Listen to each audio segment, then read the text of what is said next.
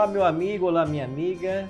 Seja muito bem-vindo ao Momento da Saúde aqui no programa Encontro com a Vida.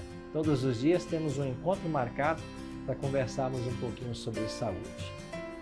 O nosso corpo é o templo do Espírito Santo, temos que cuidar bem dele. E esse cuidado tem que ser primeiramente preventivo, para que a doença não nos alcance. Para isso, o estilo de vida conta. A forma como nós nos comportamos, como nos alimentamos, os nossos hábitos são saudáveis ou não, a água se ingerimos em quantidade suficiente ou não, o sono, repouso e tantas outras coisas. Estamos falando essa semana e hoje concluímos a nossa conversa aqui com o Dr. Ricardo Coelho. Tudo bem, doutor Ricardo? Tudo ótimo. E olha, muito obrigado por ter estado conosco a semana toda, viu? Que é isso, eu que agradeço o convite, foi um prazer estar aqui com vocês. Doutor Ricardo, ele nos acompanhou ao longo de toda a semana. Essa semana falamos aí 3 dias especialmente sobre o câncer coloretal. Já vimos aqui algumas formas de diagnosticar e hoje a pergunta principal que não quer calar é como tratar. A pessoa descobriu que ela tem um câncer coloretal. Quais são os principais tratamentos que nós temos hoje? Certo, nesse ponto é importante nós dividirmos os tumores que são da parte final do intestino, que é da parte do reto, e também o canal anal é diferente, do que é o tumor um pouquinho mais alto, que é no intestino grosso ainda, mas que são os tumores do cólon antes, né, e não terminais. Mas e todos aí... eles recebem o nome de câncer coloretal? Sim, sim. Okay. E aí, claro, o câncer de canal anal é um pouquinho diferente, mas tem o câncer do colo e o câncer do reto. Nesse caso, os tumores mais altos, eles são principalmente tratados com cirurgia e assim que descobre o problema, já vai lá e faz a cirurgia oncológica e retira todo aquele pedaço do intestino, junto com os linfonodos, que são a parte ali do sistema de defesa que está junto naquela região, que muitas vezes pode abrigar alguma célula, enquanto o organismo está tentando manter aquela doença localizada naquela região. Um pouquinho de anatomia só. Esse intestino, onde dá o câncer, ele tem vários metros, não é isso?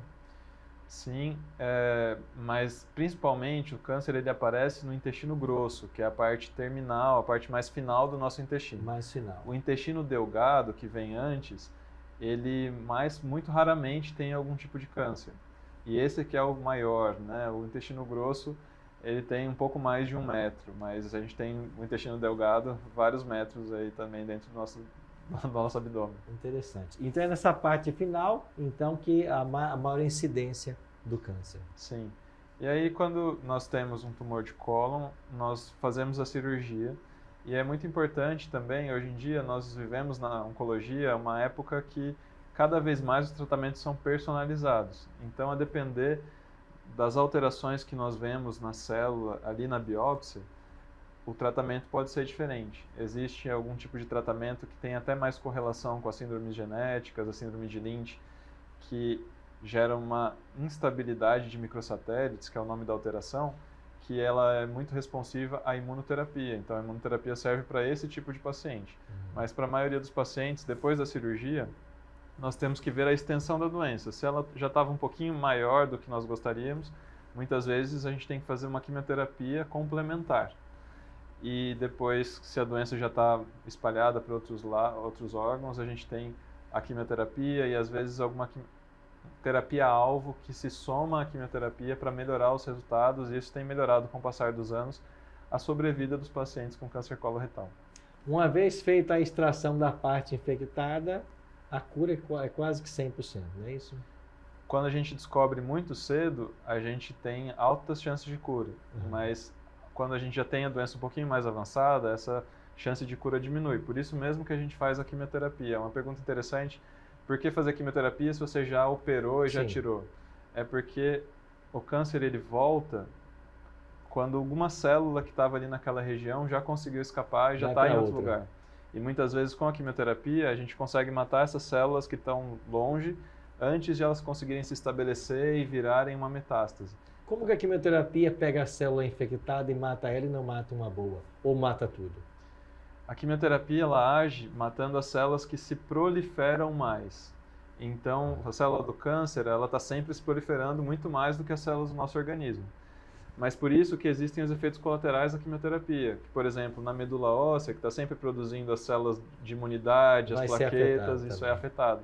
Muitas vezes, por isso que em algumas quimioterapias cai o cabelo, porque a gente tem sempre uma proliferação das células do couro cabeludo ali, do folículo capilar, e por isso ela fica mais afetada pela quimioterapia. Há pessoas que não acreditam que Deus criou o ser humano e todas as coisas, né? Mas quando a gente percebe que às vezes nós, os pesquisadores como você, gastam uma vida para tentar entender uma coisa, né? Sim, sim. E que cada é tão vez complexa, nós né? descobrimos que tem muito mais ainda para ser descoberto. O nosso organismo é um mecanismo incrível. Então, assim, a gente tem que dar a mão à palmatória e reconhecer. Foi um projetista inteligente que fez tudo com muito carinho, né? E a gente aí vai gastar uma vida e vai tocar ainda na superfície de muitos temas, né? Com certeza. Amigo, muito obrigado, viu, doutor Ricardo, por sua presença com a gente aqui ao longo dessa semana. Espero que você volte outras vezes para falar com a gente. Só me convidar que estarei aqui. Tá bom? Agradeço muito sua atenção, seus conselhos. Que Deus possa continuar abençoando o seu trabalho e ajudar as pessoas. Amém.